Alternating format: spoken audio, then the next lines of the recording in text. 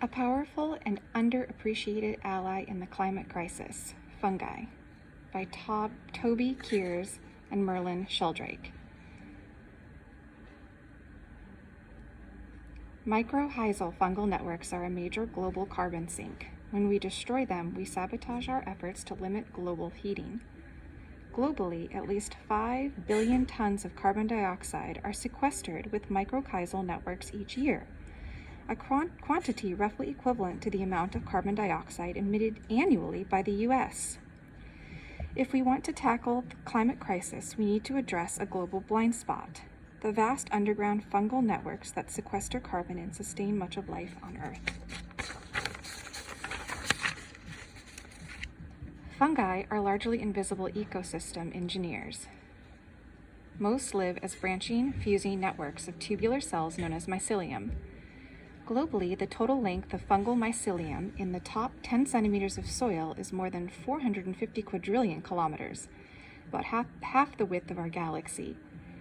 These symbiotic networks comprise an ancient life support system that easily qualifies as one of the wonders of the living world.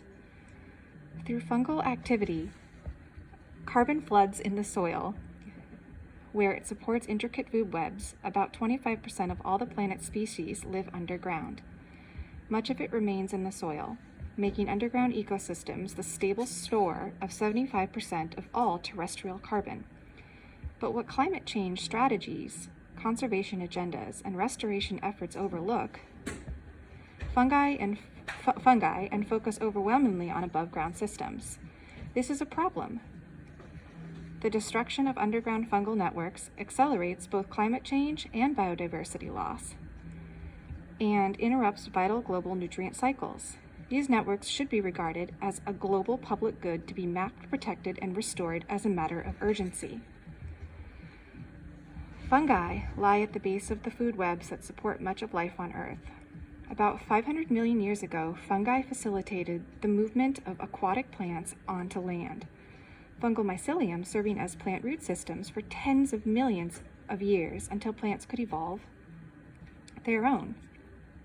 This association transformed the planet and its atmosphere.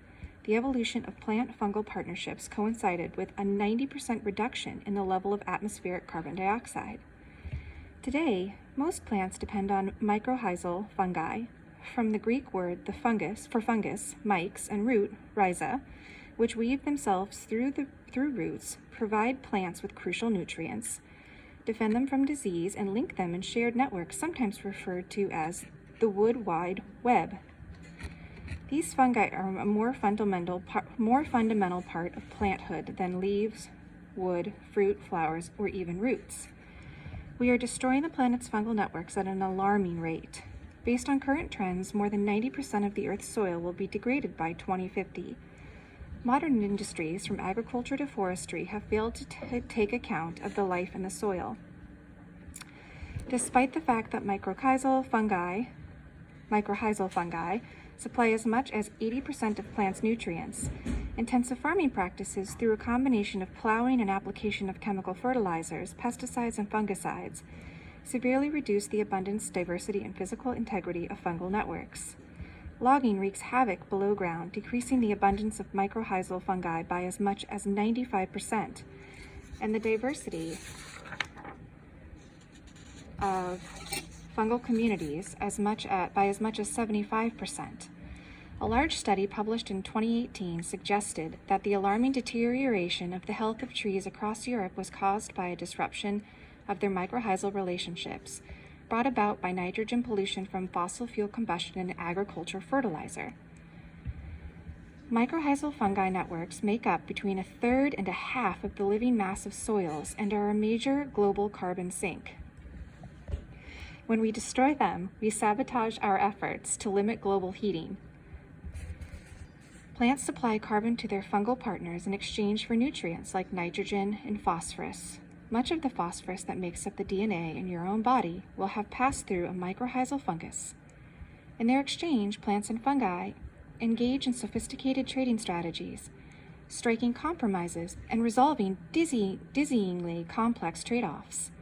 The influence of these quadrillions of microscopic trading decisions spills over whole continents.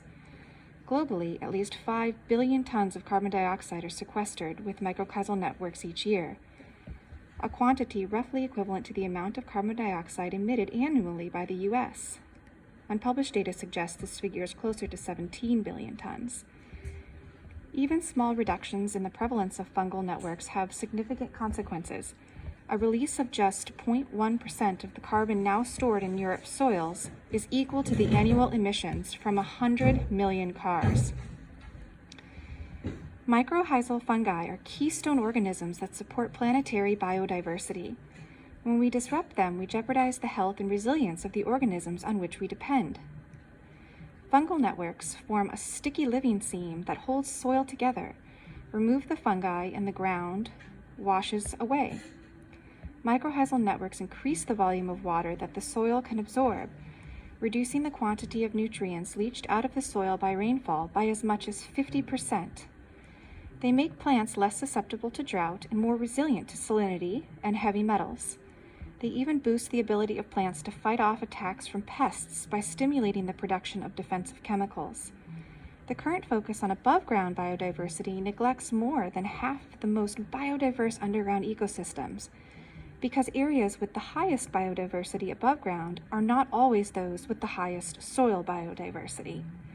Mycorrhizal fungal networks and the nutrient flows and processes they manage should be considered a global public good, analogous to clean air and water.